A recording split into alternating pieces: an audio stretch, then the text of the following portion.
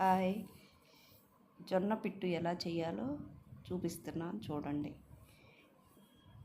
జొన్నలు నానబెట్టి శుభ్రంగా తుడిచి మిక్సీలో వేసుకొని పొడి చేసుకోవాలి. కేజీ జొన్నలకి అర కేజీ బెల్లం వేసుకొని ఒక బౌల్లో వేసుకొని గ్లాస్ నీళ్లు పోసుకొని బెల్లం కరిగేదాకా కరగనిచ్చాలి. స్ట్రైనర్లో వడకట్టి పిండిలో పోసి కలబెట్టుకోవాలి. కలబెట్టుకున్నాక 2 స్పూన్లు నెయ్యి వేసి కలబెట్టుకోవాలి. 2 స్పూన్లు నెయ్యి వేసి కలబెట్టుకోవాలి.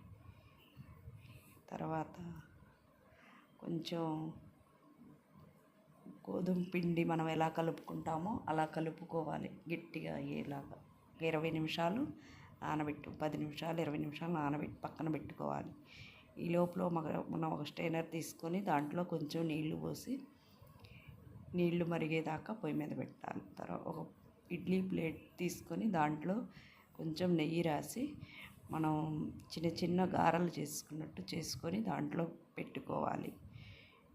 పెట్టుకున్న అది 10 to 20 మినిట్స్ ఉడికినాక ఆవిరికి తీసుకొని సౌండ్ ప్లేట్లోకి సర్వ్ చేసుకోవటమే.